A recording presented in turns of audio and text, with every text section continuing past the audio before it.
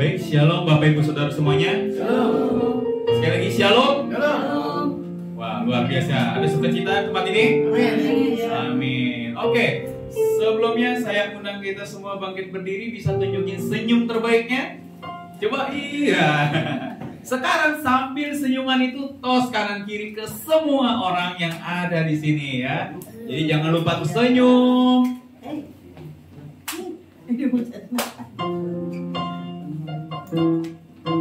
Sambil bertahanin ya senyumnya ya. Bila perlu giginya muncul.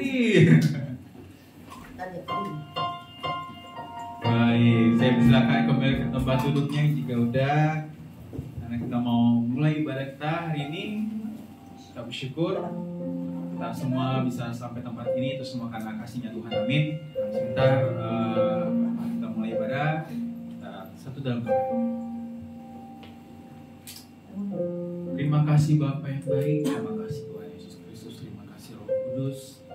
Kami bersyukur Tuhan menjadi kepemilikan Engkau Tuhan, Allah yang penuh kasih, Allah yang penuh cinta, yang tak terbatas dalam kehidupan kami Tuhan. Kami sangat bersyukur ya Bapa. Dan hari ini Bapa kami mau datang kembali Bapa, penuh dengan kerinduan hati kami Tuhan. Kami mau kembali lagi bertemu dengan Engkau Tuhan, dipulihkan, dikuatkan Tuhan oleh kuasa-Mu ya Bapa. Dipenuhi kembali ya Bapak diri kami jika hari ini Tuhan kami hadir dengan penuh kelaparan dan kehausan Tuhan, bahkan mungkin kami hadir dengan hati yang kosong Bapak. Kami minta ya Bapak Engkau kembali ya Bapak, kenyangkan kembali Bapak, penuhi kami kembali ya Bapak, sehingga kami Tuhan merasakan kembali cinta-Mu yang dahsyat dalam kehidupan kami Tuhan, dan kami juga bisa membagikan kepada sekitaran kami Tuhan, orang-orang kami, keluarga kami Tuhan. Kembali Bapa, kami hadir Tuhan tempat ini Tuhan, bawa kembali Bapa, bersihkan hati kami, pikiran kami, bawa kami kembali Bapa, fokus kepada Engkau Tuhan, fokus hanya kepada Engkau Raja. Terima kasih Bapa. Mari aku dan kita semua kita mengucap syukur, kita naikkan mazmur kita naikkan ucapan syukur kita bagi Dia. Terima kasih Bapa, terima kasih Tuhan. Oh, haleluya, haleluya. Terima kasih Bapa, Engkau baik dalam hidup kami. Segala yang Kau perbuat dalam kehidupan kami, semua demi kebaikan kami Raja. Terima kasih, haleluya, haleluya, haleluya. Mari sama-sama kuatkan suara kita. Terima kasih Raja, terima kasih Tuhan. Kami mengucap syukur atasnya kasih. Haleluya, haleluya. Engkau layak dipuja, ditinggikan sesembah. Raja segala raja-raja mulia. Haleluya, berkuasa bertata, kekal selama-lamanya. Engkau Raja semesta Tuhan. Haleluya, haleluya. Terima kasih. Segala pujian, syukur, hormat bagi-Mu. Kau kuagungkan. Haleluya, haleluya. Terima kasih. Terima kasih Raja. Terima kasih Bapa.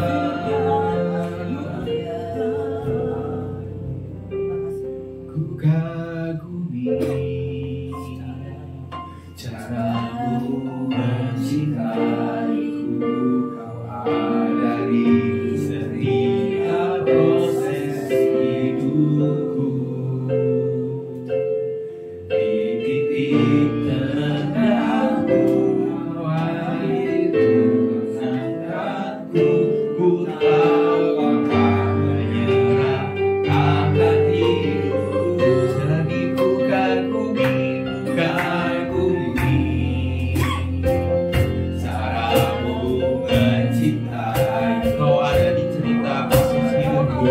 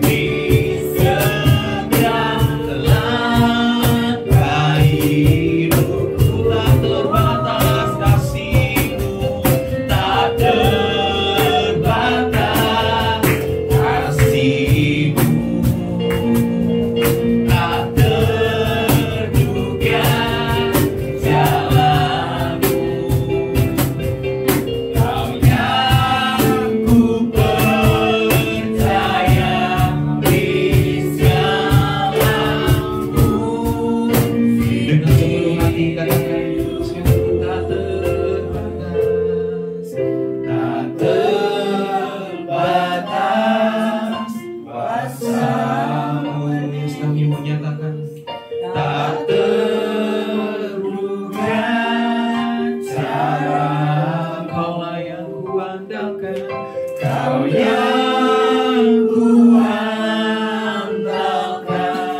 di setiap langkah hidupku.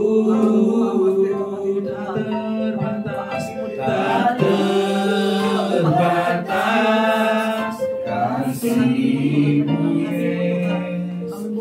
Tak terduga salahmu. Kau yang ku percaya di setiap musim hidupku. Kau yang ku percaya, Kau yang ku percaya di setiap musim hidup. Kau yang ku percaya, Kau yang ku percaya di segala musim hidupku. Oh, Kau yang ku andalkan dan Kau yang ku percaya, Raja.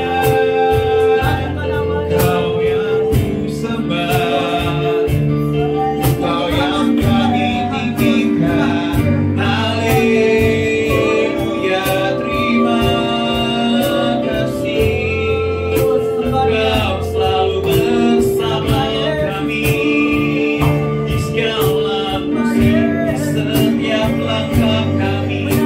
Kau hadir, terima kasih Raja, terima kasih.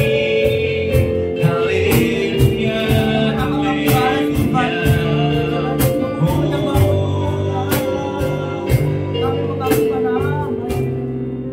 Terima kasih Bapak, kami sangat bersuka cita Bapak. Kami sangat bersyukur Bapak, karena kasih-Mu, karena cinta-Mu Tuhan yang enggak ada batasnya Tuhan untuk kami Tuhan. Kami sering kali Bapak, kami sering menyalahgunakan atas kasih-Mu yang banyak itu, cinta-Mu yang luar biasa itu Tuhan.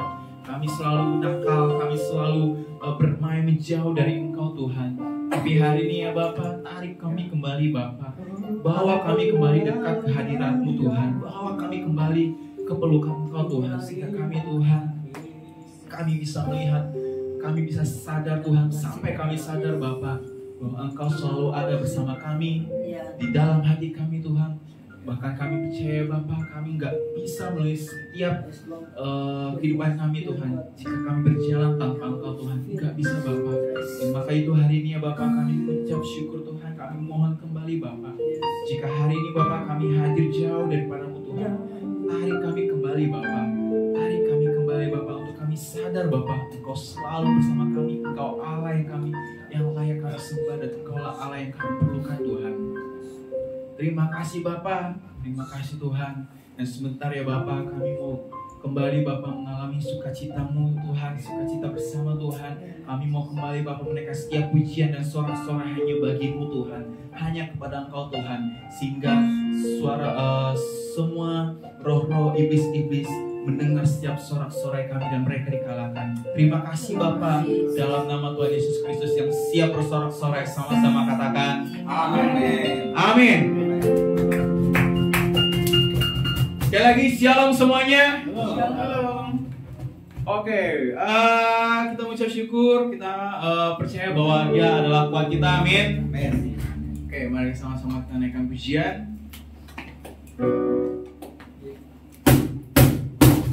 Mari sama-sama kita angkat tangan kita, yang menyatakan bahwa Dia yang kuat, Dia kebanggaan kita, Dia Raja perlindungan kita. Amin.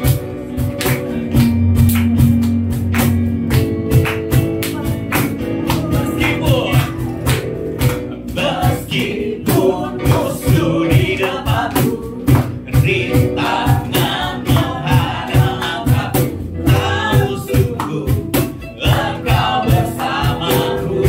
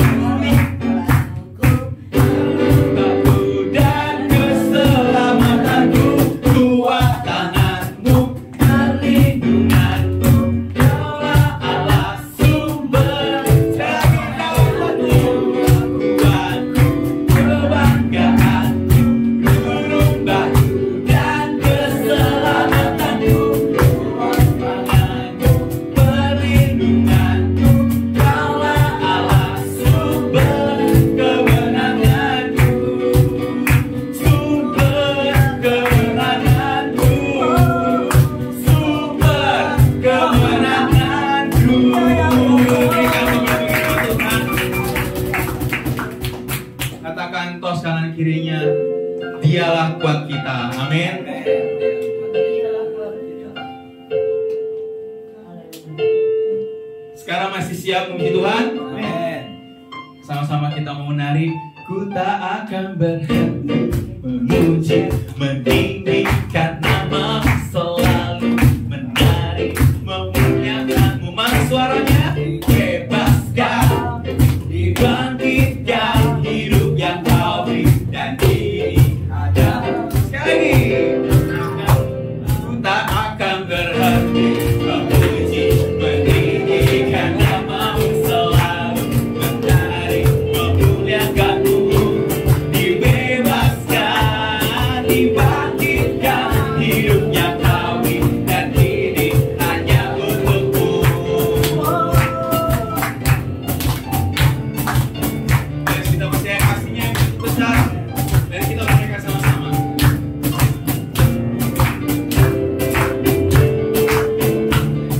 Kita nyatakan kasihnya lebih kuat dari dosa.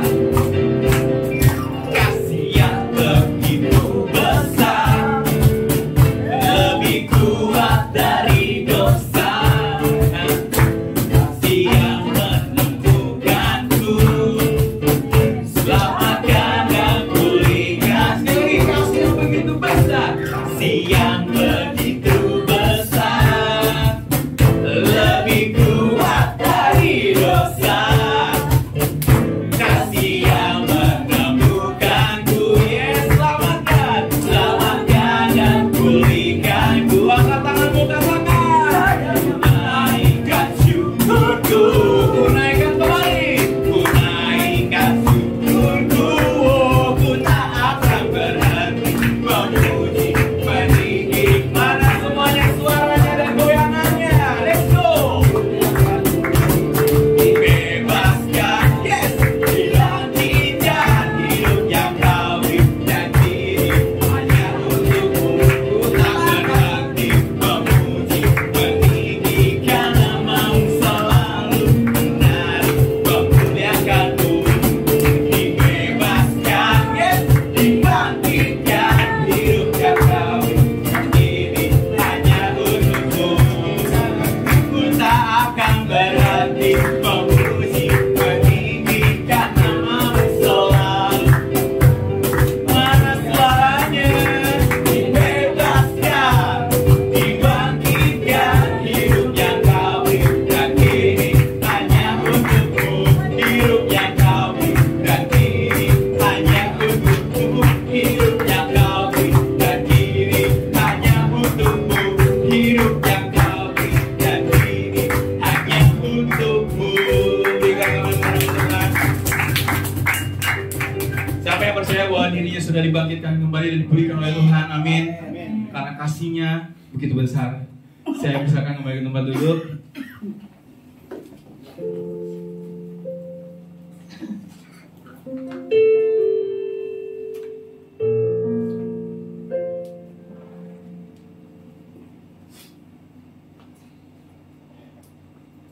Terima kasih Bapa atas kasih-Mu Tuhan yang begitu besar Tuhan. Kami sangat mengucap syukur Bapa bahwa hidup kami Tuhan, diri kami Tuhan sudah menjadi kepemilikan milik Engkau Tuhan.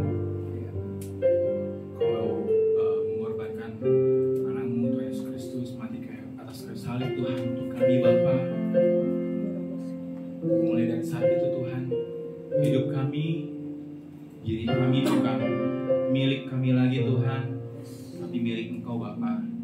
Tapi seringkali Bapa kami masih nakal Tuhan, kami masih berjalan jauh dari Engkau Tuhan. Maka Bapa hari ini Bapa bahwa kami kembali lain dengan Engkau Tuhan, bahwa kami kembali Bapa terhubung dengan Engkau Tuhan, terkoneksi bersama Engkau Bapa. Seringkali Bapa kami sudah sering memfokuskan diri kami sendiri Tuhan, mementingkan diri kami sendiri Tuhan, sampai lupa Tuhan kami untuk berkomunikasi kembali dengan Engkau, memfokuskan diri kami kembali dengan Engkau, berkoneksi kembali dengan Engkau Bapa. Biarlah hari ini Bapa kami mau kembali Tuhan, terhubung dengan Engkau Tuhan.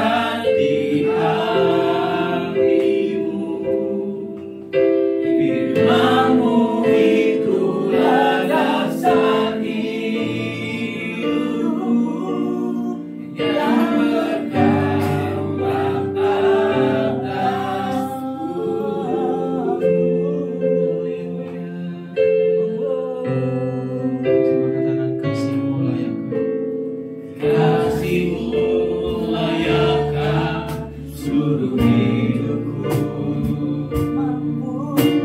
Mampukan ku melakukan yang Kau inginkan. Tak bisa ku terlepas, Kau menggenggam tanganku. Ingin lebih mengenal pribadi, kembali kasih-Mu layakkan, kasih-Mu layakkan seluruh hidup. Yes, karena kasih-Mu Tuhan, mampukan ku melakukan yang Kau inginkan. Tak bisa ku terlepas, Kau menggenggam tanganku. Ingin lebih mengenal pribadi-Mu. Ku terhubung dengan-Mu.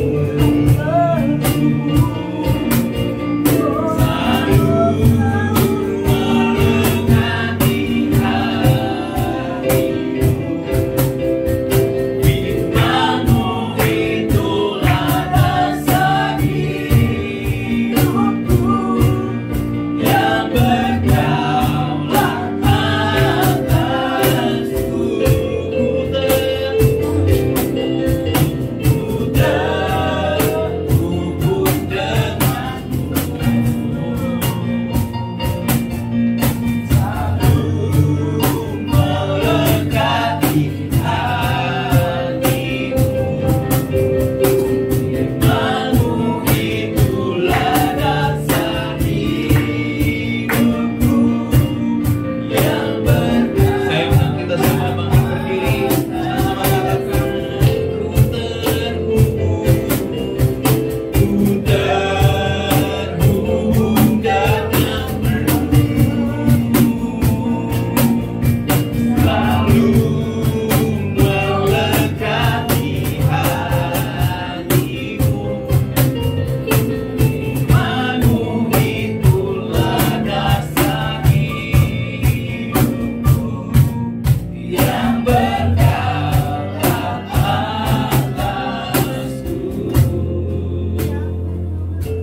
ya Bapa.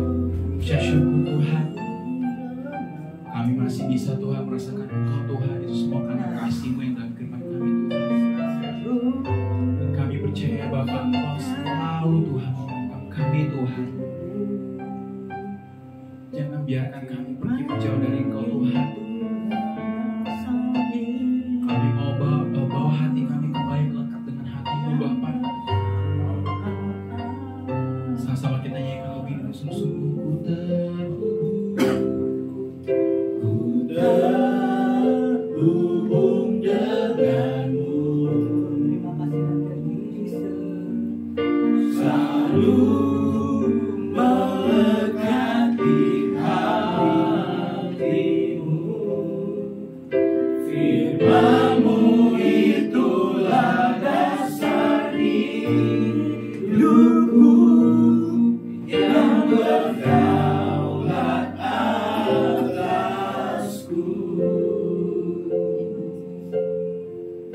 Yesus, pegang erat tanganku. Ku tanam hidup di ruang kasih-Mu. Bapa, jangan tinggalkan aku. Engkau alasan selamatku. Angkat tanganmu, katakan, Yesus,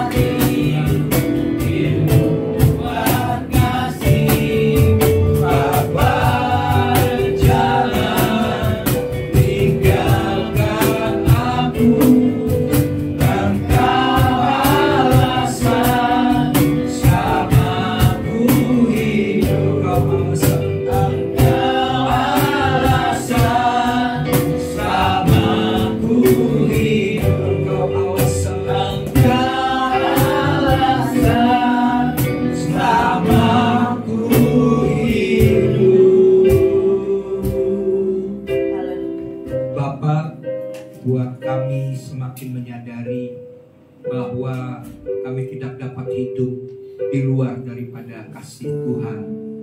Buat kami semakin menyadari bahwa kami butuh tuntunan Tuhan, tangan Tuhan. Kami tidak mau terlepas daripada tangan-Mu yang senantiasa membimbing kami, menuntun kami untuk berjalan di dalam jalan-jalan-Mu. Tuhan, jika sebentar kami akan mendengar firman Tuhan, kami rindu untuk kebenaran itu sungguh-sungguh termeterai dalam hati dan pikiran kami, mengubah hidup kami, menjadikan kebenaran itu Tuhan, memerdekakan hidup kami, sehingga hidup kami bukan menjadi hidup yang biasa, tapi hidup yang sungguh-sungguh didasari oleh pengenalan kami akan Tuhan. Terima kasih Bapak buat kesempatan minggu pagi hari ini Engkau membawa kami untuk beribadah. Kami percaya setiap persekutuan kami dengan Tuhan tidak pernah sia-sia. Beri kami kelaparan, kehausan akan firman Tuhan, sehingga firman-Mu itu sungguh-sungguh menjadi pelita bagi kaki kami dan menjadi terang bagi jalan-jalan kami. Berbicaralah ya Tuhan, sebab kami hamba-hamba-Mu siap mendengarkannya. Dalam nama Tuhan Yesus, semua yang siap bersama-sama katakan amin. Amin. Puji Tuhan. Silakan duduk. Shalom. Apa kabar? Luar biasa. Ya, walaupun suara saya serak-serak ya, tapi yang penting masih bisa didengar. Saya berdoa Tuhan jangan sampai suara saya hilang. Kalau suara hilang, walaupun saya berusaha ngomong, cuman mulutnya doang yang goyang-goyang, tapi artinya nggak jelas. Oke, puji Tuhan. Hari ini jemaat Tuhan kita kembali masuk dalam minggu yang ketiga di bulan September, dan masih dalam tema bulan ini yaitu mengatasi kendala pribadi. Jadi setiap kita punya kendala-kendala, dan untuk itu Tuhan mau memulihkan masalah-masalah yang jadi kendala-kendala dalam hidup kita, sehingga kita tidak bisa bertumbuh. Dan Tuhan mau memerdekakan hidup kita, sehingga hidup kita betul-betul mengalami pemulihan segala sesuatu. Dan khususnya hari ini kita akan mengalami pemulihan dengan tema hari ini adalah mengatasi kebiasaan berhutang. Amin. Karena ini juga menjadi sebuah masalah yang terjadi bukan saja di kehidupan banyak orang, tapi juga dalam kehidupan orang-orang Kristen. Oke, hari ini kita akan baca firman Tuhan di dalam Filipi pasal yang keempat, dari ayat yang ke-10, sampai dengan ayat yang ke-20. Saya akan baca ayat yang ke-10, ayat yang ke-6. Nanti Bapak Ibu jemaat baca ayat yang ke-11, kita bergantian sampai dengan ayat yang ke-20. Judul perikopnya adalah terima kasih atas pemberian jemaat. Ayat 10 saya akan bacakan. Aku sangat bersuka cita dalam Tuhan, bahwa akhirnya pikiranmu dan perasaanmu bertumbuh kembali untuk aku. Memang selalu ada perhatianmu, tetapi tidak ada kesempatan bagimu. Ayat 11. Hal ini bukanlah karena kekurangan, sebab aku telah belajar mencukupkan diri dalam segala keadaan. Aku tahu apa itu kekurangan, dan aku tahu apa itu kelimpahan. Dalam segala hal dan dalam segala perkara, tidak ada sesuatu yang merupakan rahasia bagiku, baik dalam hal kenyang maupun dalam hal kelaparan, baik dalam hal kelimpahan maupun dalam hal kekurangan. Segala perkara dapat tertampung di dalam Dia yang memberi kekuatan kepadaku. Namun baik juga perbuatanmu, bahwa kamu telah mengambil bagian dalam kesusahanku. Kamu sendiri tahu ada waktu baru mengadakan Injil. Ketika aku berangkat dari Makedonia, tidak ada satu jemaat pun yang mengadakan perhitungan hutang dan piutang dengan aku selain daripada kamu. Karena di Tesalonika pun kamu telah 1-2 kali mengirimkan bantuan kepadaku. Tetapi yang utamakan bukanlah pemberian itu, melainkan buahnya, yang makin besar keuntunganmu. Kini aku telah menerima semua yang perlu daripadamu, malahan lebih daripada itu. Aku berkelimpahan karena aku telah menerima kirimanmu dari Epafroditus, suatu persembahan yang harum, suatu korban yang disukai dan yang berkenan kepada Allah. Allahku akan memenuhi segala keperluanmu menurut kekayaan dan kemuliaan dalam Kristus Yesus. Dimuliakanlah Allah dan Bapa kita selama-lamanya. Amin. Ya, slide-nya. Jemaat Tuhan, di zaman sekarang ini, ya, hidup ini kan berjalan begitu cepat. Dan ada begitu banyak kemudahan-kemudahan yang diterima oleh kehidupan kita di masa sekarang ini. Ditambah lagi, ada kebutuhan yang semakin meningkat dalam kehidupan kita ini. Kebutuhan-kebutuhan yang meningkat ditambah dengan kemudahan-kemudahan yang kita terima hari-hari ini membuat kita terbiasa untuk berhutang. Betul ya? Kenapa hal itu bisa terjadi?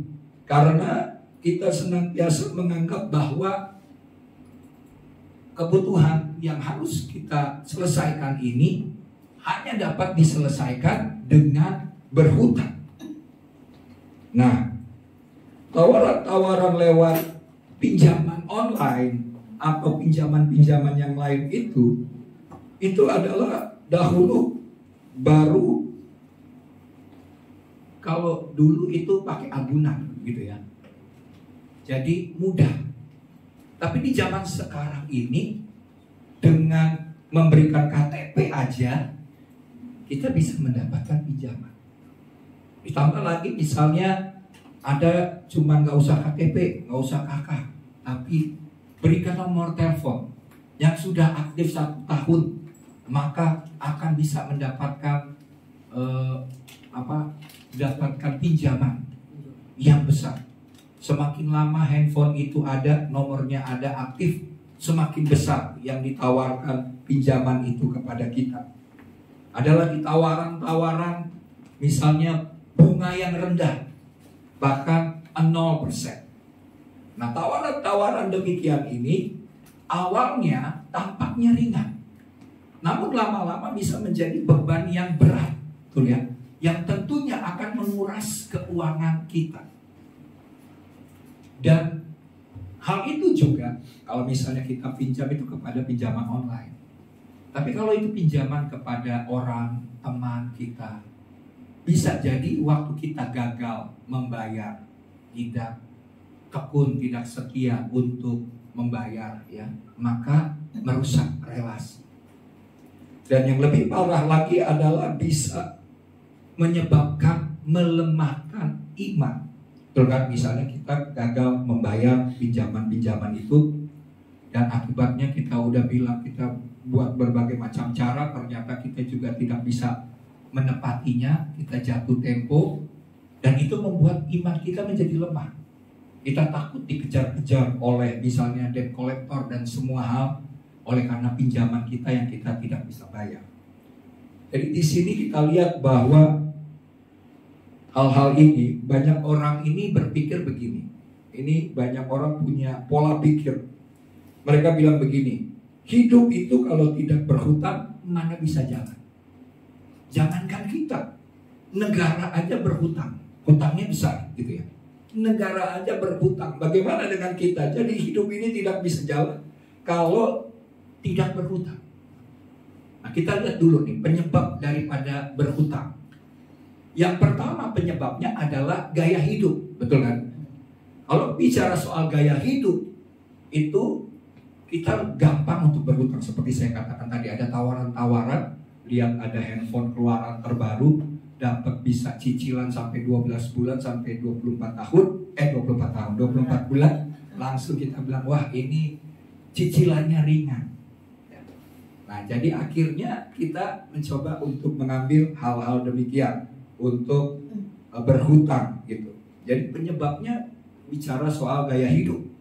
Bisa juga penyebabnya adalah misalnya gaya hidup konsumtif. Kita lihat tetangga punya TV baru, punya peralatan-peralatan yang baru, kita lihat kok saya nggak mau kalah nih, nggak mau kalah. Jadi ini masalah nih, gaya hidup ini masalah gengsi, betul kan?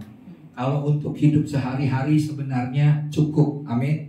Tapi kalau bicara soal gengsi, ini jadi mahal. Hidup kita menjadi mahal. Nah, jadi penyebabnya adalah gaya hidup konsumtif dan gaya hidup yang berlebihan.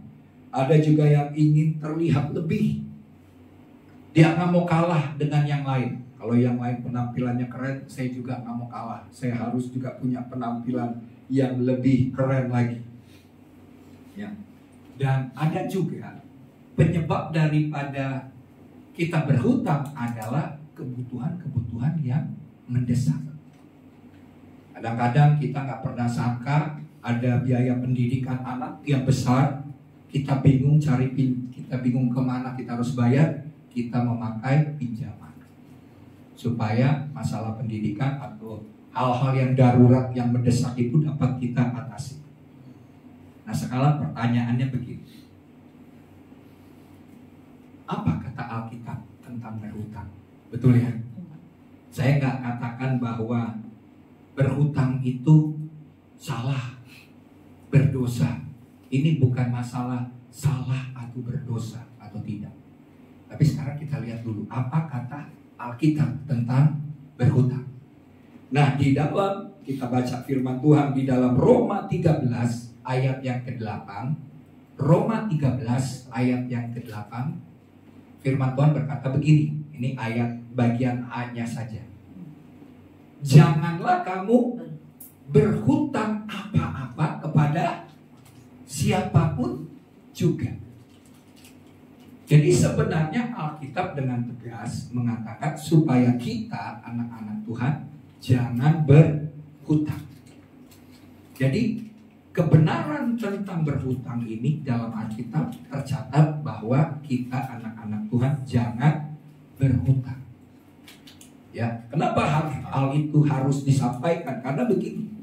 Kalau abu-abu tentang boleh berhutang atau tidak boleh berhutang, gitu ya. Nanti akibatnya ini kan kalau misalnya kita berhutang lama-lama itu menjadi kebiasaan.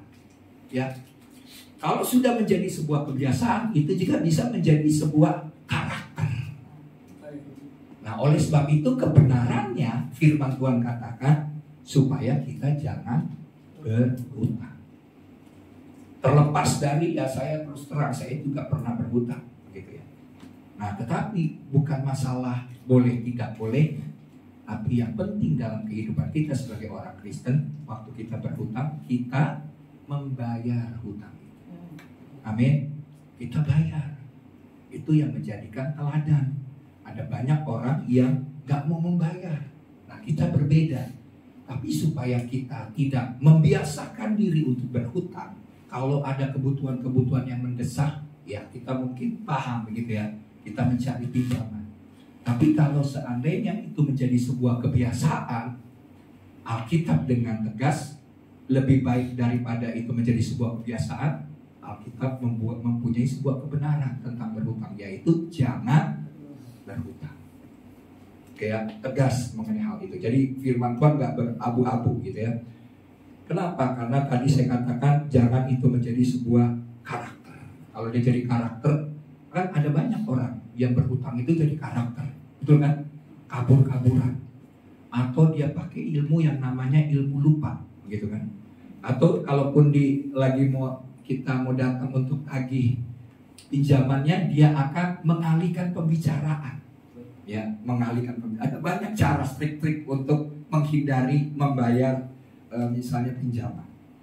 Nah, Tuhan nggak mau kita menjadi orang-orang yang berkarakter, membiasakan diri berhutang. Terus yang kedua dalam Amsal 22 ayat yang ke-7.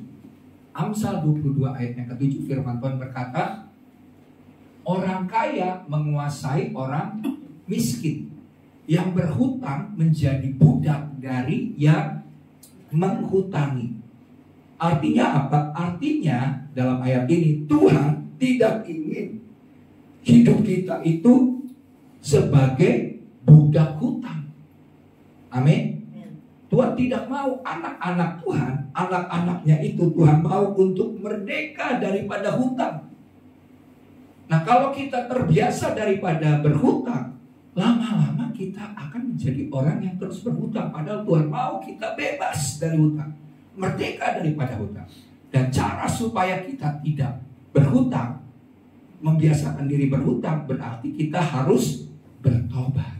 Amin. Bertobat untuk tidak belajar membiasakan diri berhutang. Ya. Nah, belajar dari Paulus bagaimana kita bisa menghindari jerat kebiasaan berhutang. Hal itu bisa dilakukan dengan apa? Ya, kita lihat dari ayat-ayat yang kita sudah baca tadi. Yang pertama kita lihat adalah poin pertama adalah mencukupkan diri. Di dalam ayat yang ke-11 sampai dengan ayat yang ke-12, firman Tuhan berkata, bisa ditampilkan, "Kukatakan ini bukanlah karena kekurangan, sebab aku telah belajar mencukupkan diri dalam segala keadaan. Aku tahu apa itu kekurangan dan aku tahu apa itu kelimpahan. Dalam segala hal dan dalam segala perkara tidak ada sesuatu yang merupakan rahasia bagiku, baik dalam hal kenyang maupun dalam hal kelaparan, baik dalam hal kelimpahan maupun dalam hal kekurangan." Slide-nya. Jadi di sini kata yang dipakai mencukupkan diri di sini adalah belajar puas dengan apa yang Tuhan sudah beri. Amin. Kita harus belajar puas dengan setiap pemberian-pemberian yang daripada Tuhan. Sebenarnya pemberian Tuhan itu cukup bagi hidup kita. Amin. Nah, yang membuat tidak cukup adalah keinginan-keinginan. Kebutuhan kita sebenarnya Tuhan sediakan, tapi keinginan-keinginan membuat menjadi lebih sulit. Ya, keuangan menjadi lebih sulit. Nah, kepuasan sejati itu bukan soal jumlah, tapi hati yang bersyukur. Kita tidak harus kaya untuk merasa cukup. Amin. Karena firman Tuhan berkata, ibadah itu kalau disertai dengan rasa cukup memberikan keuntungan yang besar. Itu ibadah. Dalam hal keuangan pun, kalau kita merasa puas, kita merasa cukup, maka semua kebutuhan kita sebenarnya bisa teratasi dengan pertolongan, dengan anugerah daripada Tuhan. Nah, banyak orang jatuh dalam hutang karena tidak pernah merasa cukup. Ini yang bahaya. Amin. Rata-rata mereka berhutang karena nggak puas, nggak merasa cukup. Jadi hari ini mari kita belajar untuk puas dengan pemberian yang Tuhan beri. Terutama kita bukan puas soal apa yang Tuhan beri, tapi kita puas karena Tuhan pemelihara kita, Bapa yang tahu dan mengerti segala kebutuhan-kebutuhan kita itu senantiasa menyertai kita. Amin. Jadi puas bukan saja pemberian dari Tuhan, tapi puas karena pribadi Tuhan itu ada bersama-sama dengan kita. Ya, itulah yang akan membuat kita akan merasa cukup dengan segala sesuatu yang Tuhan sediakan bagi kita. Jadi ini rasa cukup ini penting. Ada banyak orang menjadi serakah, ingin cepat kaya misalnya, karena didorong oleh rasa tidak pernah cukup. Tapi kalau kita mencukupkan diri dengan apa yang Tuhan beri, kita tidak menjadi orang yang seperti orang dunia gila-gilaan bekerja untuk mendapatkan kekayaan yang besar, sehingga akhirnya mungkin umur tertentu dia bekerja keras dari muda, tapi waktu tua akhirnya dia harus membayar dengan ke rumah sakit, dengan biayanya bahkan lebih mahal. Karena kenapa? Karena dia mengejar sesuatu dengan mengejar kekayaan, ya, dengan caranya dia lupa tidur, lupa istirahat, lupa makan untuk mengejar keuangan, serakah akibatnya karena dia tidak pernah puas, dia malah menderita sakit. Jadi di sini hidup ini kita tahu ada begitu banyak perubahan-perubahan yang terjadi. Betul kan? Firman Tuhan katakan, Paulus sendiri berkata, aku tahu apa itu hal kelimpahan. Aku tahu apa itu kekurangan. Aku tahu apa itu perkara kenyang. Aku tahu apa itu perkara yang disebut kelaparan. Dia mengalami hal-hal demikian. Dan hidup kita juga mengalami ada yang disebut dengan turun naik. Betul ya? Kita sedang misalnya kadang-kadang di atas, mungkin kadang-kadang kita di bawah. Nah demikian juga kita pernah mengalami misalnya banyak uang. Banyak uang kita senang. Gitu. Tapi ada waktunya di mana mendekati akhir bulan uangnya habis. Nah di sini kan tantangan-tantangan yang demikian ini, kalau kita misalnya melandasi semuanya itu dengan hal-hal yang salah, maka kita akan bisa kecewa. Jadi di sini begini, hidup yang penuh perubahan ini jangan didasarkan oleh rasa cukup pada kondisi. Saya ulang, hidup yang penuh perubahan ini jangan didasarkan oleh rasa cukup kepada kondisi. Tapi kita harus mempunyai rasa cukup kita bukan terhadap kondisi, karena kondisi bisa berubah. Betul kan tadi saya katakan, ada masa kelimpahan, ada masa kekurangan. Tapi kita harus mendasarkan hidup kita kepada Tuhan, bukan kepada kondisi. Kondisi berlimpah, kondisi kurang, kita tetap mengandalkan Tuhan. Itulah rasa cukup kita yang perlu kita miliki. Karena kenapa? Kalau kita mendasari rasa cukup kita kepada uang, waktu uang kita habis, kita bisa tidak bahagia, kita bisa menjadi tertekan, kita bisa stres. Tapi kalau dasar kita, rasa cukup kita karena ada Tuhan, Tuhan menyertai, sekalipun kita dalam keadaan sulit, kita akan tetap bersyukur. Amin. Bersyukur dengan segala pemberian-pemberian, kita tidak stres.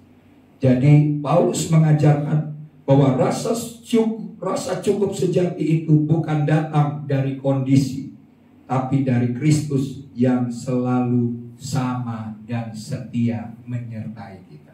Di Tuhan yang sama, Tuhan yang tahu, Tuhan yang peduli, dan Tuhan yang setia untuk menolong kita tepat pada waktunya. Ya, contohnya begini, ada seseorang ini yang didasarkan dalam kondisi dan yang didasarkan kepada Tuhan. Seseorang bekerja, dia punya gaji yang besar. Gaji yang besar, suatu ketika dia mengalami PHK. Waktu dia mengalami PHK, apa yang dia lakukan? Kalau hidupnya didasarkan oleh kondisi, dia akan berpikir gini, waduh, nggak ada jalan lain nih. Duit bisa habis nih, berapapun, berarti apa yang harus saya lakukan? Saya harus mencari pinjaman yang besar. Itu kan prinsipnya, karena kenapa? Didasari oleh kondisi. Waktu dia kehilangan pekerjaan, dia pikir pekerjaan itu adalah harapannya.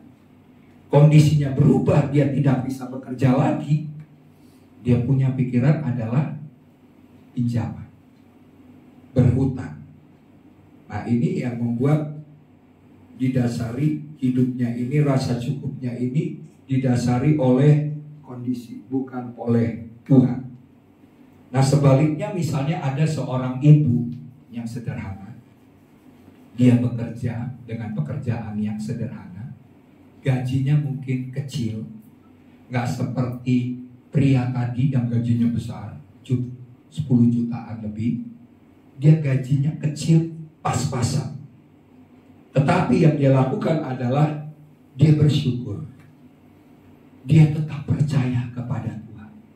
Sekalipun gajinya kecil, dia percaya Tuhan akan mencukupkan segala sesuatu yang dia butuhkan. Dan waktu dia menjalani hal-hal sulit, ya, dalam kehidupannya dengan gaji yang pas-pasan, dia tetap mengandalkan Tuhan. Amin. Karena dasarnya bukan oleh kondisi, bukan oleh situasi, tapi dasarnya ada Tuhan yang senantiasa menolong. Jadi di sini yang harus kita belajar melalui kebenaran hari ini, yang poin pertama adalah cukupkan diri kita. seberapa yang kita punya, seberapa yang kita terima, itu pemberian-pemberian daripada Tuhan. Bersama Tuhan. Bukan nilainya, bukan jumlahnya. Betul kan? Kalau dulu kita mungkin gaji 3 juta, kita cukup. Benar kan? Misalnya. Sekarang gaji mungkin 10. Cukup gak? Belum tentu, gitu kan? Bagi orang dengan semakin bertambah besarnya penghasilan, bertambah besar juga kebutuhan, keinginan-keinginan. Bisa saja 10 juta nggak cukup. Terus 100 juta pun bisa juga nggak cukup. Benar kan? Ada banyak orang yang sudah kaya, masih bisa korupsi. Karena kenapa? Tidak pernah merasa cukup. Sudah dapat hidup yang lebih enak, tapi dia nggak pernah merasa cukup. Nah, untuk itulah kalau kita mendasarkan kecukupan kita dengan kondisi yang senantiasa berubah, kita tidak pernah cukup. Tapi kalau kita mendasari hidup kita cukup di dalam Tuhan, semuanya pasti akan membuat hidup kita tenang dan damai sejahtera. Amin. Kita percaya ada iman dan pemeliharaan Tuhan yang luar biasa atas kehidupan setiap kita. Jadi di sini mari kita lihat slide-nya. Hidup ini penuh perubahan. Jangan dasarkan rasa cukup pada kondisi. Kadang kelimpahan, kadang kekurangan. Tapi belajarlah untuk tetap bisa bersyukur. Itu yang penting. Nah, yang selanjutnya kita harus belajar membedakan antara kebutuhan dan keinginan. Pisahkan itu. Utang sering muncul karena mengejar keinginan, bukan kebutuhan. Nah, ini yang bahaya. Ada utang yang dikatakan utang yang baik. Ada utang yang tidak baik. Utang yang baik itu karena kita mendasarinya oleh karena kebutuhan. Atau bisa kita berhutang untuk misalnya pekerjaan. Kita misalnya membeli kendaraan, kita berhutang, terus kendaraan itu dipakai untuk kita bekerja. Itu hutang yang baik. Tapi hutang yang tidak baik itu adalah jika mengejar keinginan, ingin lebih, ingin tampil gengsi, oleh karena gaya hidup konsumtif, nggak mau kalah, itu yang membuat menjadi masalah pada akhir. Dan Tuhan mau anak-anak Tuhan tidak terlilit dengan hutang. Kalau hidupnya terlilit dengan hutang, dia sesungguhnya bukan orang yang merdeka. Tuhan mau kehidupan kita merdeka dalam segala hal. Dan demikian juga dalam hal finansial atau keuangan. Ya, nah jadi apa yang kita harus lakukan? Latih diri untuk bersyukur dengan apa yang ada. Amin. Kita melatih. Walaupun ada kebutuhan, walaupun ada masa kekurangan, latih diri kita untuk bersyukur. Selanjutnya kita buat anggaran yang sederhana. Kita harus mengelola keuangan dengan baik. Misalnya, jangan membeli di luar dari kemampuan atau besar pasak daripada tiang. Itu sudah pasti akan membuat kita terlilit hutang. Nah, jadi buat anggaran yang sederhana. Kita harus pilah-pilah, yang ini keinginan kayaknya, oh ini kebutuhan. Atau kebutuhan pun kita bisa lebih sederhanakan supaya jangan melebihi dari yang kita mampu. Ya, itu yang harus kita belajar. Oke, itu poin yang pertama. Poin yang kedua. Poin yang kedua adalah mempercayakan diri. Di dalam ayat yang ke-13 firman Tuhan berkata, segala perkara dapat kutanggung di dalam Dia yang memberi kekuatan kepadaku. Jadi apa yang kita harus lakukan? Banyak orang berhutang karena merasa tidak sanggup secara mandiri. Betul? Ya, merasa waduh penghasilan saya segini, kebutuhan lebih besar. Saya nggak bisa nih dengan kekuatan mandiri saya. Maka yang dia cari adalah penyelamat dalam tanda kutip. Penyelamatnya adalah dalam bentuk pinjaman cepat atau pinjaman online. Nah, ini yang seringkali kita tidak menyadari. Orang yang terbiasa berhutang, pola pikirnya akan berkata begini. Kalau saya tidak berhutang, bagaimana saya bisa bertahan? Betul nggak? Di pola pikir kita nih. Nah, kita harus menyadari, wah kita nggak boleh nih punya pola pikir yang demikian. Karena Paulus mengajarkan bahwa kekuatan kita bukan dari pinjaman. Amin. Ayat tadi dikatakan bahwa kekuatan kita adalah dari Tuhan, bukan dari pinjaman. Kita harus mengalihkan pikiran kita, hati kita tertuju kepada Tuhan. Dalam Mazmur 20 ayat 7, firman Tuhan berkata, mari kita lihat. Mazmur 20 ayat 7. Sekarang aku tahu bahwa Tuhan memberi kemenangan kepada orang yang diurapinya, dan menjawabnya dari sorganya yang kudus dengan kemenangan yang gilang gemilang oleh tangan kanannya. Jadi kita lihat bahwa Tuhan telah memberikan kemenangan kepada setiap kita. Bahkan kemenangan yang gilang gemilang.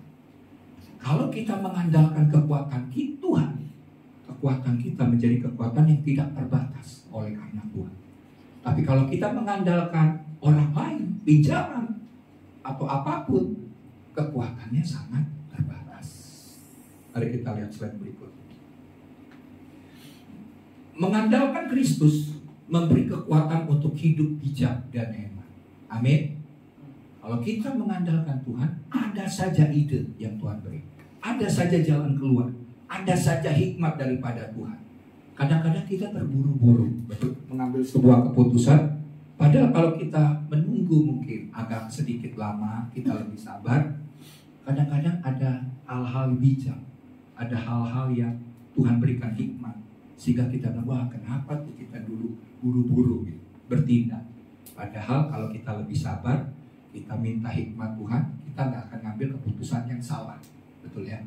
Jadi ada hidup yang bijak dan hemat di dalam kekuatan bersama dengan Kristus.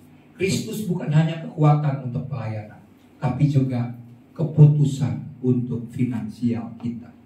Jadi Tuhan itu peduli bukan saja soal kesembuhan, soal hal-hal apa yang kita butuhkan masa depan kita, tapi Dia juga peduli untuk keputusan finansial kita. Apa yang harus kita ambil, apa yang harus kita putuskan.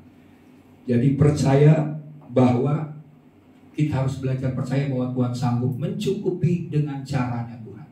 Percaya Tuhan sanggup membuka pintu lain tanpa harus berhutang. Amin. Kita harus pahami itu ini dulu. Berhutang bukan jalan satu-satunya. Banyak orang berpikir itulah jalan satu-satunya, jalan terakhir. Enggak. Jalan satu-satunya yang paling baik dan yang paling benar adalah percaya Tuhan sanggup membuka jalan yang terbaik. Amin. Mazmur 37 ayat 25. Mazmur 37 ayat 25. Dahulu aku muda, ini Daud berkata, sekarang telah menjadi tua, tetapi tidak pernah kulihat orang benar ditinggalkan. Ditinggalkan oleh siapa? Oleh Tuhan. Atau anak cucunya meminta-minta roti. Jadi Daud melihat pada ujungnya orang benar itu ditolong, tidak pernah ditinggalkan Tuhan. Bahkan anak-anak cucunya akan mengalami kehidupan yang berkelimpahan. Ayat 26. Tiap hari ia menaruh belas kasihan, ini orang-orang benar, dan memberi pinjaman, dan anak cucunya menjadi berkat. Bukan menerima pinjaman, tetapi orang benar itu akan memberi pinjaman. Nah, jadi saya katakan tadi kan, orang benar boleh memberikan pinjaman, ya kan? Karena itulah tugas daripada anak-anak Tuhan, untuk hidup menjadi berkat. Oke, nah mari kita lihat. Jadi di sini yang harus kita miliki adalah, di poin kedua ini adalah percaya Tuhan sanggup mencukupi kebutuhan kita. Amin. Kemudian yang kedua, kita percaya bahwa Tuhan memberi hikmat untuk mengelola keuangan kita. Dia sanggup, Dia memberikan hikmat. Dan yang ketiga, percaya bahwa Tuhan bisa membuka jalan di saat kita menghadapi kekurangan. Dia punya jalan keluar, Dia punya cara membuka pintu untuk menolong kita. Saat menghadapi kekurangan, jangan langsung lari untuk berhutang, betul? Tapi larilah kepada Tuhan dalam doa, karena Tuhan sanggup memelihara hidup kita. Ada banyak cara, ada banyak jalan yang pada akhirnya kita akan heran, kita akan kagum. Iya Tuhan, ternyata Tuhan sedia memelihara dan menolong kita tepat waktunya. Oke, yang ketiga. Yang ketiga adalah menitipkan diri. Ini artinya apa nih menitipkan diri? Mari kita lihat nih. Filipi 4 ayat yang ke-14. Firman Tuhan berkata begini. Namun baik juga perbuatanmu bahwa kamu telah mengambil bagian dalam kesusahanku. Jadi di sini kita lihat bahwa dalam ayat ini kita lihat langsung sebaliknya. Paulus tidak memanfaatkan pelayanannya. Karena dia melayani, maka dia pakai itu untuk memanfaatkan jemaat untuk mensupport dia. Enggak, dia enggak memanfaatkan untuk kepentingan dirinya sendiri. Tapi yang dilakukan oleh Paulus adalah dia bersyukur saat ditolong orang lain. Nah, kita juga harus demikian, bersyukur kepada Tuhan. Bukan karena kita memanfaatkan, tapi karena kita tahu, kita belajar bahwa Tuhan menolong lewat komunitas yang peduli. Jadi di sini pentingnya komunitas, pentingnya gereja. Karena gereja dipanggil untuk kita saling peduli, saling memperhatikan, saling tolong-menolong. Galatia 6 ayat 2, mari kita lihat ayatnya.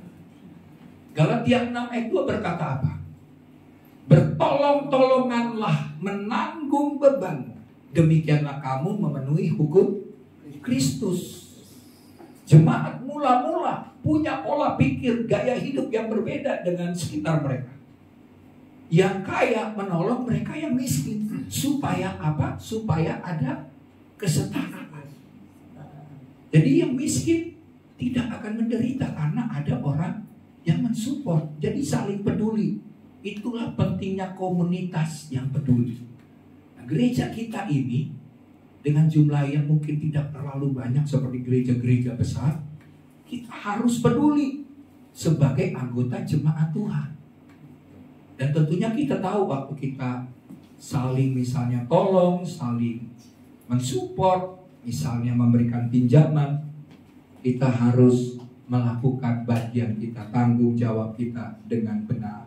Ya, karena itulah yang Tuhan kehendaki. Jadi artinya dalam ayat ini kita belajar bahwa Paulus menekankan pentingnya persekutuan dan kebersamaan di dalam Tuhan. Amin. Kita bersatu, kita bersama-sama, kita ada di dalam kasih Tuhan. Kita tolong karena kita ini seperti keluarga secara rohani. Amin. Yang sakit kita jemaat rekan kita yang sakit itu juga jadi beban doa kita. Amin. Kita tanggung bersama-sama lewat doa. Gitu. Nah, kemudian artinya juga di sini kita lihat jemaat Efesus mendukung Paulus bukan hanya dengan doa, tapi juga dengan bantuan yang nyata. Ini contoh. Paulus disupport. Hamba-hamba Tuhan disupport. Nah, demikian juga kita sebagai saudara-saudara seiman. Saling support untuk membantu satu dengan yang lain. Ya, dengan tindakan bantuan yang nyata, enggak cukup dengan doa. Boleh kita berdoa, tapi kita juga kalau seseorang itu membutuhkan, kita menolong dia. Jadi di sini artinya titipkan diri kita kepada pemeliharaan Tuhan, bukan pada lembaga keuangan atau pinjaman itu. Amin. Titipkan kepada Tuhan. Tuhan bisa pakai cara salurannya lewat saudara-saudara seiman. Amin. Orang-orang yang bisa memberikan pinjaman seperti tadi firman Tuhan katakan, bagaimana Daud melihat orang benar itu juga akan memberikan pinjaman dan anak cucunya menjadi berkat. Jadi untuk itu kita harus bergantung pada kemurahan Tuhan, bukan kepada cicilan atau pinjaman. Jadi hati kita ini yang harus berubah. Jangan mencari manusia, mencari orang, tapi carilah Tuhan. Amin. Hati kita harus bersandar, harus mengandalkan Tuhan. Karena hanya Tuhan yang bisa membuka jalan. Hanya Tuhan yang bisa memberikan hikmat. Hanya Tuhan yang bisa melakukan mujizat-mujizat yang luar biasa. Jadi orang yang terjebak hutang itu sering hidupnya sendiri. Amin. Menanggung hidup sendiri. Kadang-kadang malu. Nah, kalau kita sebagai anak-anak Tuhan, kita tahu masalah dari yang dialami oleh jemaat atau rekan kita, saudara kita. Kalau kita bisa tolong, kenapa kita nggak menolong? Amin. Kita bisa lakukan. Tapi kalau kita nggak bisa menolong juga, kita jangan jadi merasa, aduh saya ini enggak. Semuanya harus disertai dengan hikmat Tuhan. Amin. Kadang-kadang mungkin kita nggak perlu kasih uang. Kadang-kadang dengan doa, Tuhan buka lewat cara lain. Pasti ada jalan keluar. Nah, tapi jangan juga orang yang nggak diberi hutang parah. Dia bilang seakan-akan orang teman-teman atau keluarga rohani, jemaat nggak bisa tolong. Marah. Akibatnya apa? Padahal kalau kita lihat pasti ada jalan Tuhan. Ujungnya ada jalan keluar. Tapi udah keburu marah. Ini juga salah. Amin. Jadi mari kita tahu cara-cara kita belajar mempercayakan diri, kita juga menitipkan diri. Karena semuanya adalah untuk mendatangkan damai sejahtera bagi setiap kita. Jadi orang yang berhutang, dia menanggung beban sendiri, mari kita tolong. Firman Tuhan juga mengajarkan kita untuk hidup saling menopang, seperti tadi Galatia 6 ayat 2. Jadi yang harus kita lakukan adalah jangan malu terbuka. Amin. Atau meminta dukungan doa dari hamba Tuhan atau orang yang dapat dipercaya. Lakukan itu, ya. Waktu kita menghadapi kesulitan, ada orang-orang yang Tuhan taruh beban untuk menolong. Pasti ada. Ya, disitulah pentingnya kita berkomunitas. Kalau kita sendirian, kita menanggung sendirian, seringkali kita tidak kuat. Tapi ada saudara seiman yang mendukung, kita pasti kuat. Selanjutnya, lebih baik kita juga saling menolong dalam kasih daripada terikat dalam hutang yang menjerat. Amin. Lebih baik kan daripada kena pinjaman online, kita dikejar-kejar debt collector sampai dikata-katain misalnya, sampai didatengin, sampai dibuat hal-hal yang memalukan. Lebih baik yang kita lakukan adalah sesama saudara seiman. Kita saling menolong di dalam kasih. Itu yang penting. Jadi tetapkan hidupmu dalam persekutuan jemaat. Amin. Jangan lari. Karena ini adalah cara Tuhan juga untuk menolong setiap kita. Sehingga ada dukungan secara rohani maupun secara praktis. Ada cara-cara Tuhan. Ya, ada jalan-jalan Tuhan. Jangan berpikir, oh saya pasti bisa dibantu oleh Sia. Belum tentu. Amin. Mungkin Tuhan punya cara yang berbeda. Jangan berharap kepada manusia. Tuhan menjanjikan pemeliharaan. Ya, kalau kita mempercayakan hidup kita, kita memberi dan kita percaya, maka fokus kita akan benar. Mari kita lihat slide berikut. Titipkan diri kita kepada pemeliharaan Tuhan, bukan kepada lembaga keuangan. Hidup bergantung pada kemurahan Tuhan, bukan pada cicilan dan pinjaman. Tuhan menjanjikan pemeliharaan bagi mereka yang hidup memberi dan percaya. Amin. Jadi begini, untuk kita mengalami terobosan keuangan, jangan kalau kita, waduh saya udah gak ada nih, tapi kita ke gereja, kita gak mau memberi. Enggak, tetap lakukan memberi. Amin. Tetap lakukan percaya. Karena waktu kita beribadah, kita melakukan bagian kita, Tuhan punya cara. Ya. Jadi jangan malah kita merasa, oh saya gak bisa memberi nih, ya, karena saya udah berkekurangan. Enggak, kita belajar dari janda yang miskin, betul kan? Janda yang miskin, dia punya sedikit sekali, dia udah gak punya lagi, dia punya 2 peser. Itu yang dia punya, tapi dia persembahkan. Dan Tuhan berkata, janda ini yang berkenan dibandingkan mereka yang memberi secara berkelimpahan. Jadi Tuhan tidak lihat seberapa banyak kita memberi, tapi hati kita waktu kita memberi persembahan. Sama seperti jemaat Filipi, mereka memberikan bantuan untuk pelayanan pekerjaan Tuhan. Tuhan buka jalan. Jadi fokus kita adalah memberi.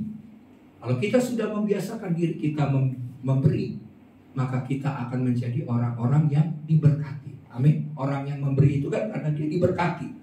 Kita membiasakan hidup kita memberi, kita membiasakan hidup kita diberkati. Fokus memberi bukan terus mencari pinjaman. Karena Filipi 4 ayat 19 berkata, mari kita lihat ayatnya. Filipi 4 ayat 19. Allahku akan memenuhi segala keperluanmu menurut kekayaan dan kemuliaannya dalam Kristus Yesus. Jadi di sini sebagai penutup, kita mencukupkan diri. Di sini berarti kita belajar untuk puas dan bersyukur dengan apa yang Tuhan beri. Kita mempercayakan diri ini berarti bersandar pada Kristus yang memberi kekuatan kepada setiap kita. Dan yang ketiga, waktu kita menitipkan diri kita hidup dalam kebersamaan iman kita, dan kita akan saling menopang dan saling menolong. Amin buat firman Tuhan. Mari kita bangkit berdiri.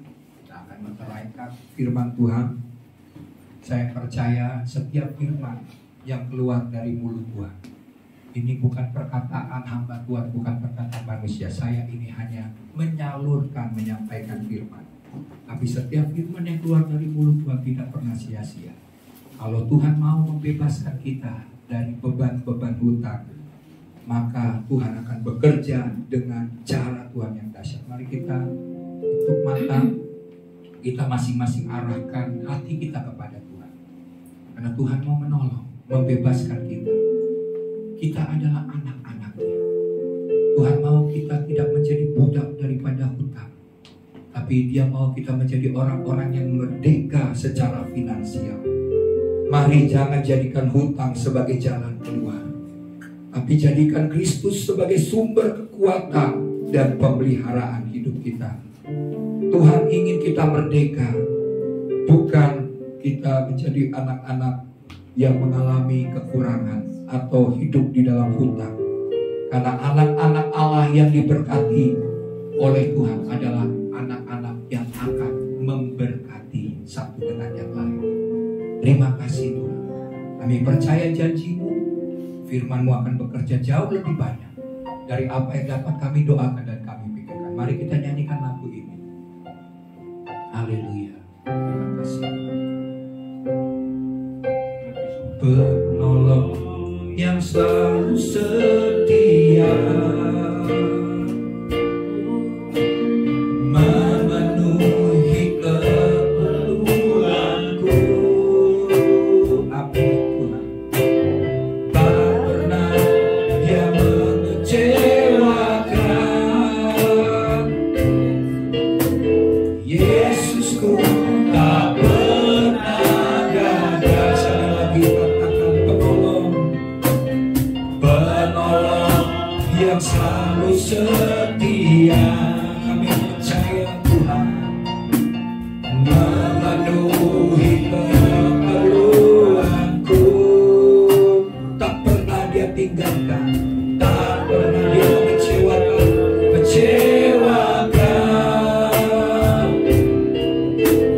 Yesusku tak pernah gagal. Segala perkara dapat ku tangguh di dalam Dia yang memberi kekuatan. Tuhan Yesus menolong dan sabar.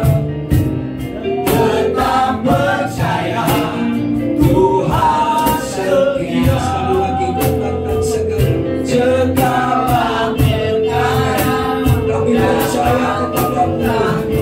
Bagimu tidak ada yang mustahil. Engkau menolong kami.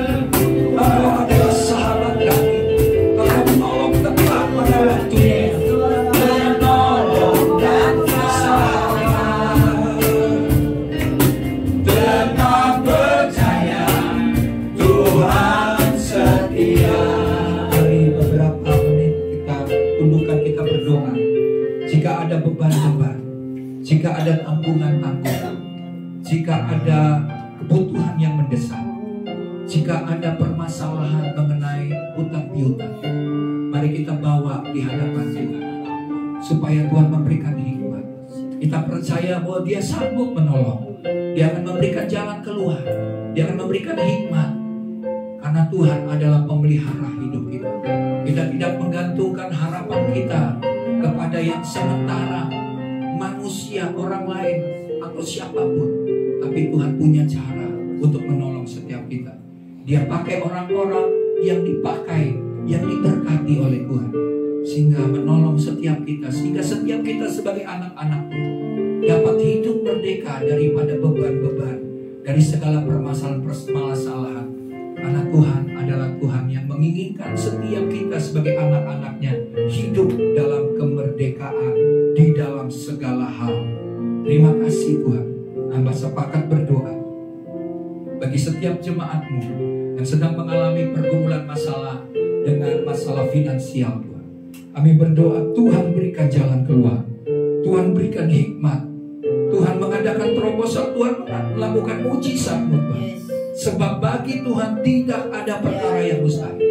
Bangkitkan iman percaya kami hanya kepada Tuhan, dan kami akan melihat pertolongan Tuhan yang tepat pada waktu.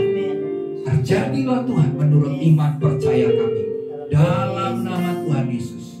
Mari kita nyanyikan haleluya. Segala perkara, segala perkara dapat kutanggung di dalam Dia yang memberi kekuatan. Tuhan Yesus penolong dan sahabat. Tetap percaya Tuhan setia. Tetap percaya Tuhan setia. Tetap percaya Tuhan setia. Saya persilakan kembali ke tempat duduk. Dan sebentar kita mau memberikan persembahan. Mari kita satu dalam doa. Terima kasih Bapa, terima kasih Tuhan Yesus. Biarlah hari ini Tuhan kami sudah mendengar firman-Mu ya Bapa. Biarlah firman-Mu Tuhan itu bukan cuma lewat dalam telinga kami Tuhan, tapi juga dapat berema dalam kehidupan kami, dan kami bisa aplikasikan dalam kehidupan kami Tuhan. Dan sebentar ya Bapak, kami mau memberikan sedikit persembahan. Dalam persembahan yang kami berikan Tuhan, kami berikan bagi kemuliaan Engkau Tuhan. Terima kasih Bapak. Dalam nama Tuhan Yesus Kristus, sama-sama kita katakan amin.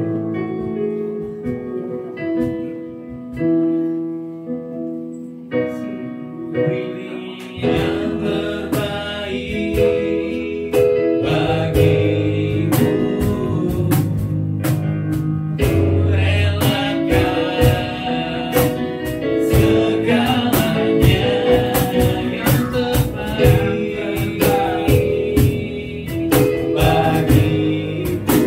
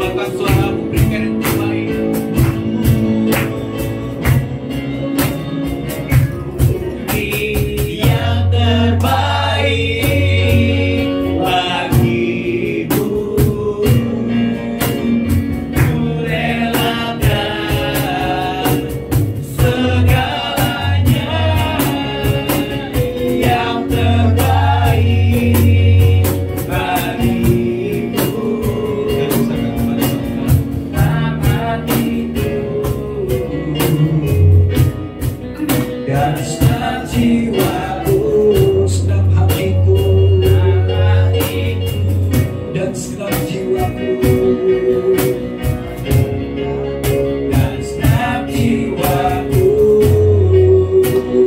Terima kasih Tuhan. Tuhan yang memberkati setiap pemberian kami, pemberian daripada jemaat-Mu Tuhan, persembahan sukarela yang kami persembahkan bagi pekerjaan Tuhan, bagi pelayanan di tempat ini. Tuhan yang memberkati setiap mereka yang memberi. Tuhan, kami percaya janji Tuhan digenapi pada saat kami memberi. Tingkap-tingkap langit Tuhan bukakan, karena kami mendasarinya kepercayaan kami kepada Tuhan dan ketaatan kami kepada Tuhan akan membuat kami hidup diberkati oleh Tuhan.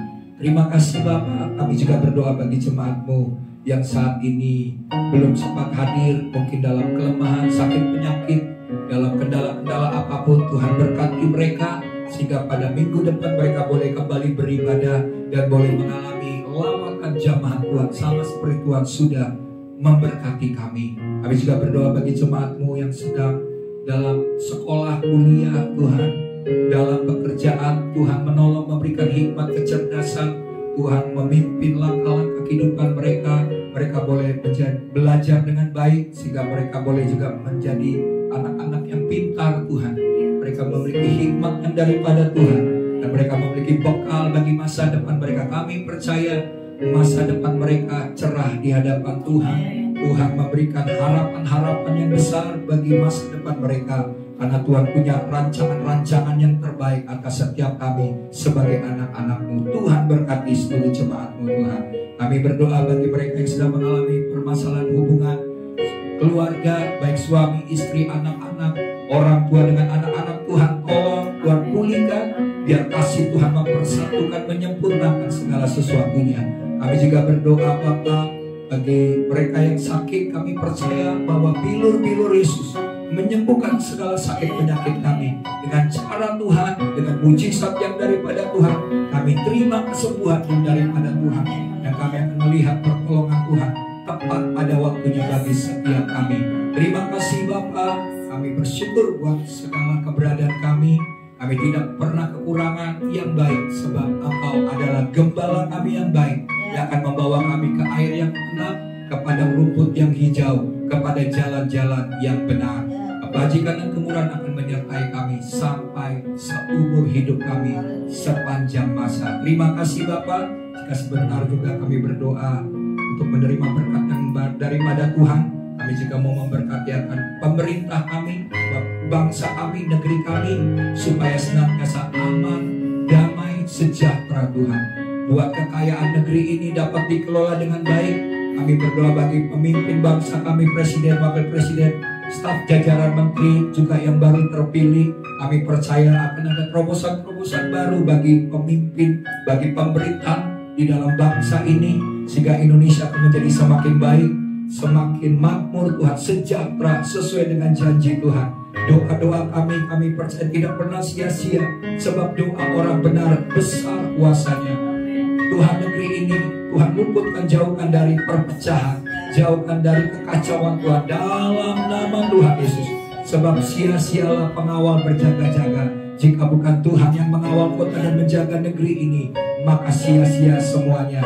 Kami pertaruhkan, kami percayakan keamanan negeri ini ke dalam tangan Tuhan yang akan memberikan damai sejahtera atas negeri ini. Terima kasih Bapa. Jika sebentar kami akan menerima berkat-Mu, mari jemaat Tuhan kekasih Tuhan, arahkan hati, angkat tangan-Mu, dan terimalah berkat. Tuhan memberkati hidup-Mu, Tuhan memberkati keluarga-Mu, Tuhan memberkati finansial-Mu, Tuhan memberkati akan pekerjaan, usaha, dan pelayanan-Mu. Tuhan melindungi engkau, meluputkan engkau dari segala malapetaka, mara bahaya. Bahkan firman Tuhan, walau 1000 rebah di kiri, 10.000 rebah di kanan, Tuhan akan terus mengangkat kita, Tuhan akan terus menolong kita, Tuhan akan menjauhkan dari segala hal yang jahat.